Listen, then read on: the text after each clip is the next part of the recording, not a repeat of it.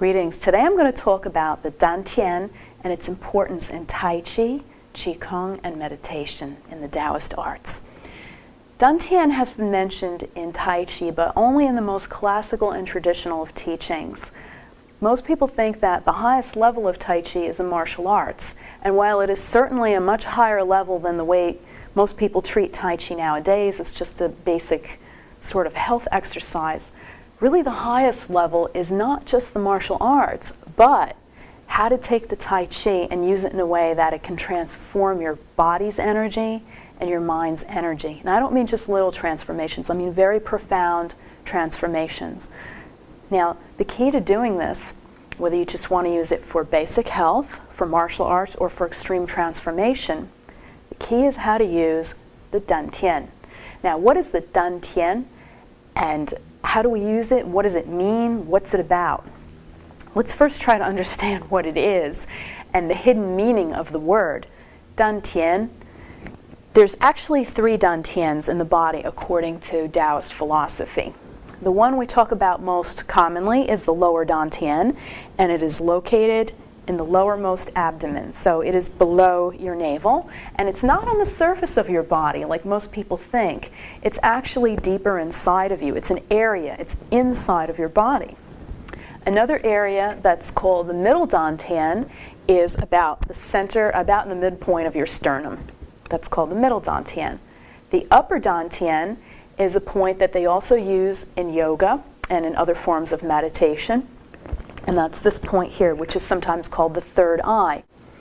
Now, what does dantian mean? Let's first talk about the word tien. Tien is an easier word to understand. Tien means field. It's an area where something like crops can be grown to nourish you. Now, dan is a little bit more complicated. If you look in a modern dictionary that was developed maybe during communist China, which is what we have now, if you read what dan means, it says that it's basically red or a deep red color. So this cloth that I'm sitting on could be considered to be dan. However, if you look in a dictionary that's from pre-communist China or from Taiwan, you'll notice that there's a much deeper, richer definition. And what it says is that dan means basically cinnabar, which is mercuric sulfide. It can also mean a sophisticated decoction or elixir. Now that has a lot more meaning than just deep red. Okay, and this can give us an idea of what this term dantian means and what the Taoists were hinting at about it. Now, when the Taoists were exploring the world, they developed what was called alchemy. And we also have equivalents of this in Western culture as well. It's a precursor to chemistry, basically. And what they realized was if they mix these components with a certain amount of heat and with other components and other minerals, they could get very profound results. Now, mercuric sulfide is a beautiful sort of reddish color. Jewelry had been made out of it. The ladies of the court in China a long time ago used to use it to paint their lips and color their fingernails red. Now, of course, if you do that over and over, what you're going to wind up doing is ingesting mercury, and you'll get heavy metal poisoning. So eventually the practice of external alchemy, or waidan, disappeared in China because too many people were getting sick from ingesting metals such as arsenic and mercury, and they were doing this in the search for longevity or immortality because they noticed that these substances could transform in seemingly miraculous ways, and they thought that if they ingested these substances that the same type of energy or activity could happen inside of them. However, that fell by the wayside, and what was left of waidan, or external alchemy, became part of Chinese medicine as we have today. Now, taking this idea of alchemy, the Chinese then created what they call neidan, which means internal alchemy. And this, they thought, was a very safe and powerful way to cause transformation in the body. Qigong and certain forms of meditation and certain ways of practicing Taijiquan are all part of neidan. Now, what it does is it takes the natural states in your body, the way you feel, the way you can concentrate, your emotions, the amount of focus you can put into your physical movements and such, and they also believed they could combine that with other substances in your body, such as hormones and enzymes and neurotransmitters. And what's important to remember from this is that the Taoists, when they created these arts, such as Qigong and Taijiquan and meditation, and they mentioned the dantian, they were expecting people to use it as a dantian, or an elixir field in your body. That's what dantian means. Dan, elixir, tien, field. Something that you can concoct, something that you can nourish yourself with. So when you're doing your Tai Chi or you're doing your Qigong, place a lot of emphasis on how you're using and moving your dantian. I was very fortunate to study with a teacher named Master Jou Tsung Hwa, who used Tai Chi in very powerful ways to create transformation in his body. So first he used it for health, but he didn't want to just use it for, just feeling better and getting rid of some ailments. He wanted to really cause profound transmutation in his body, or transformation.